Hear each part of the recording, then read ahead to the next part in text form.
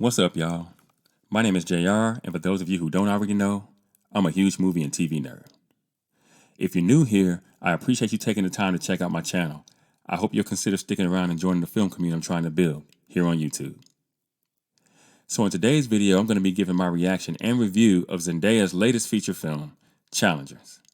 And just so you guys know, this video will contain spoilers, so if you haven't had a chance to get out to the theaters and see this movie yet, and you don't want to know anything that happens in it, you might want to exit this video right now. And with that being said, no more wasting time, let's get into it. Challengers is an American romantic sports drama film directed by Luca Guadagnino from a screenplay by Justin Kuritzkis. And it follows a professional tennis champion, played by Mike Faist, who plots a comeback with the help of his wife, Tashi, played by Zendaya, a former tennis prodigy who retired after an injury as he goes up against another player, this would be played by Josh O'Connor, who also happens to be his former best friend and his wife's former lover. Now, after being delayed from its initial September 2023 release date and pulled from its slot as the opening film of the 80th Venice International Film Festival due to the 2023 SAG-AFTRA strike, Challengers finally premiered in Sydney, Australia on March 26 of 2024, and it was released in the United States by Amazon MGM Studios on April 26 of 2024. Now, at the time of the making of this video, the film has an 88% on Rotten Tomatoes, based on almost 250 critic reviews, with a slightly lower audience score of 75%, based on over 100 verified ratings. It has a Metascore of 83 on Metacritic, based on 58 critic reviews, with a user score of 6.5, based on 40 user ratings. And finally, it has a 7.8 out of 10 on IMDb, with just only 5,500 ratings. So, I have to start out by admitting that I walked into the theater fully prepared to give this film a 6 or even a 7, simply based on what I had heard and seen of the movie beforehand. But I have to say, after having watched the film, that it managed to exceed even the high expectations I had for it. I thought it was well conceived and brilliantly written character piece about a really close, in fact, male friendship between two young men that manages to endure, through thick and thin, the better part of 20 years, with Zendaya's Tashi being the metaphorical tennis ball that the pair bat back and forth over the film's 2-hour runtime. That was the first thing that took me by surprise, the fact that Zendaya took a role wherein she's essentially a complex plot device. An important one, mind you, but still. Because in this story, she is simply the thing that these two boys spend the entirety of the film fighting over. And with her certainly being the most famous of the three actors, I was rather shocked that someone got her to do this. Although, maybe she played the role because the character was challenging to portray. Because though Rue from Euphoria was an asshole to be certain, I suppose you could attribute a lot of the way she behaves to her drug addiction. But here, in this film, Zendaya's character is just a pure unadulterated you-know-what.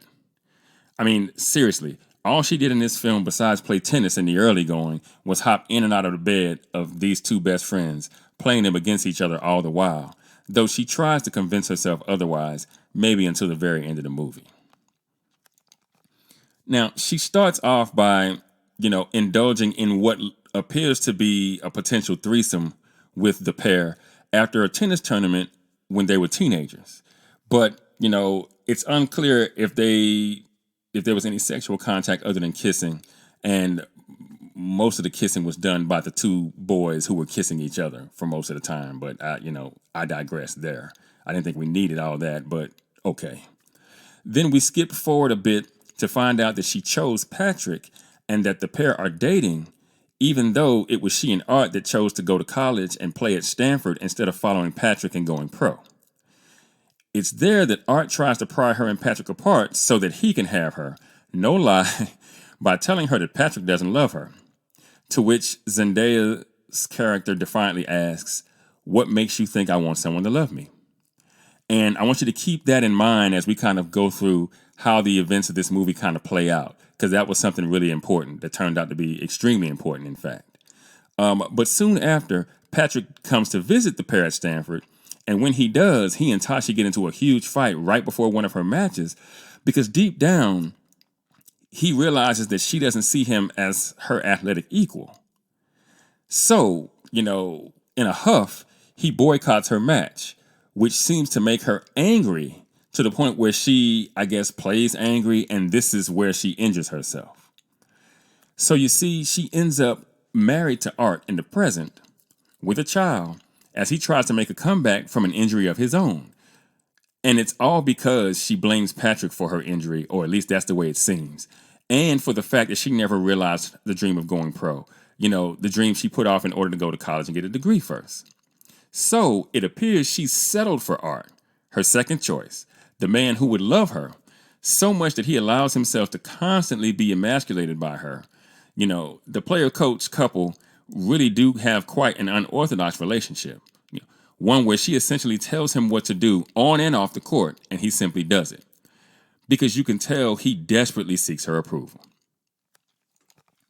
But as the film goes on, and the story jumps back and forth from important pieces of the past to the present, we see that though Tashi seems to have a true disdain for Patrick, when she sees him at the hotel at the tournament that her husband is playing in order to earn a spot in the one Grand Slam he has yet to win, it feels like she's never truly got Patrick out of her system.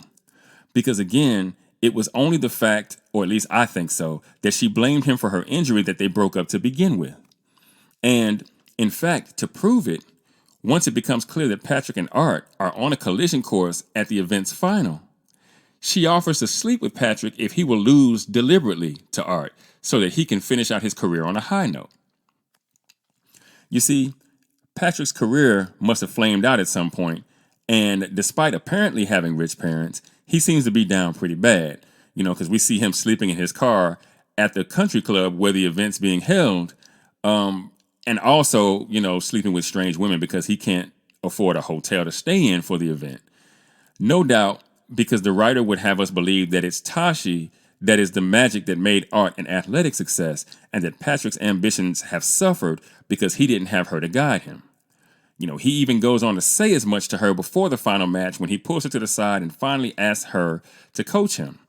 An idea that he rebuffed, just before Tashi's injury back in college, you may remember. But it's what happens in the film's last 20 minutes or so that I think both made the film and irritated me simultaneously a bit. On a rather blustery night before the final match of the tournament, we find Art and Tashi in the bedroom of their hotel suite, their daughter neatly tucked away in the other room, fast asleep. And Art asks Tashi to tell him that it doesn't matter if he beats Patrick tomorrow. But crazily enough, Tashi refused to give him what he asks. You see, Art seems tired of playing tennis, and it feels like he would gladly retire except for the fact that he knows, or he seems to know, that it would change completely the way that his wife sees him, if she ever really saw him at all. And after she refuses to tell him that it's okay to lose, Art tries to make love to her but can't manage to go through with it and asks if she would just hold him instead. Now this made me think back to a very early scene in the film wherein Art is watching a match that he lost on television, sitting on a couch in a different hotel suite. And this is where Tashi tells him that she's willing to make a call or two and ask for some favors to get him a wild card in the Challenger tournament. But as she walks out of the room to make the calls, Art tells her that he loves her. But she doesn't say, "I love you too." She simply replies, "I know." Now, after this happens, we see in the present Tashi leave the hotel and hop into Patrick's car, having told Art she was taking an Uber someplace. And she and Patrick ride around for a bit before she asks him to deliberately lose the match. Now, Patrick tries to play his games with Tashi like he always does, and eventually she gets out of the car angry because of it. And this culminates with Tashi spitting in Patrick's face before the pair has sex in the backseat of his car. Now, I personally, again, could have done without the spitting in the face part, but, fine. The point is that Art once told Tashi that Patrick didn't love her, as I'm sure you remember me saying earlier in this video. And she replied by saying she didn't need anyone to love her, which I think is the entire point of everything that we see Tashi do throughout this film. I think she initially chose Patrick after the almost three-way she had with him and Art, primarily because she saw him as someone who would give her the kind of relationship she wanted. Not a loving relationship, but one born of competition.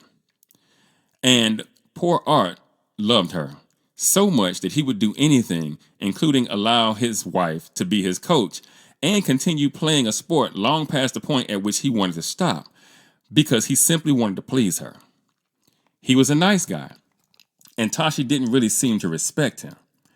And as far as loving him, I don't think she was capable of such a thing. Because if she were, she would not have continued sleeping with Art's friend turned rival as many times as she did over the course of the story's timeline. And at the end of this story, as the final match of the Challenger tournament draws nearer to a close, Patrick proves that he and Art are still connected by silently admitting to him, while the match was ongoing, that he and Tashi had slept together recently. He did this by placing the tennis ball over the throat of the racket before he served, something that he did in a flashback when Art first asked him if he and Tashi had slept together back when they were still young men. Ultimately proving, I believe, that the film was about the two of them and their connection. These two men had done everything together, including kiss, though Tashi was the catalyst for that act. But if you remember, Tashi said to them in a flashback the day they officially met her that she wasn't a homewrecker. But over the course of the story, that's exactly what she became. She split these two best friends right down the middle, and it wasn't until the very last moments of the film that the pair of them, I guess, realized it and decided to try to rectify it. And this was ultimately done by Patrick allowing Art to win the tournament by dropping his racket and catching him as he jumped high in the air across the net, trying to return a lob that Patrick hit for the win. Now, the only issue I take with all of this is that the film cuts to black right after Tashi yells, "Come on," signaling that she got the outcome that she wanted. This is something that she yelled at the very beginning of the film after she won a point or a match against a young lady that she was playing in a tournament when they first met. And that closing image is a powerful one, to be sure. But that leaves Art's career and the state of his marriage to Tashi in question. I mean, did Art go on to win the Open? Did he and Tashi stay married? Neither of those questions are answered, and I wish they had been, seeing as how those were big parts of the movie's story arc. Now, overall, I give this movie an 80%, or an 8.0 if you're thinking IMDb score. The writer did an amazing job of taking a single tennis tournament and crafting a compelling character drama out of it. The story, I thought, was smartly written. The acting was good. The tennis scenes were more than serviceable, no pun intended. And the film as a whole posits itself as a commentary on male friendship and the complexities that sometimes arise, especially, when there's a woman that enters the equation. I always say that you never really know if your friends are your friends until both of you want something and only one of you can have it. In that respect, this film kept me on the edge of my seat. And I think it's sure to be one of the better films put out this year. But what do you guys think? Have you had a chance to see The Challengers yet? If you have, did you like it? Or did the film somehow leave you wanting? Let me know in the comments. And for those of you who might be new to the channel, be sure to like and share this video. If you really like the content, be sure to subscribe and hit that notification bell. That way you'll be notified whenever I drop a new video. Also, be sure to go and check out themadscreenwriter.com for more television and film reviews and info on my upcoming film projects. And with that, I'm going to go ahead and get out of here. I got screenplays to write. And I'll catch y'all in the next video.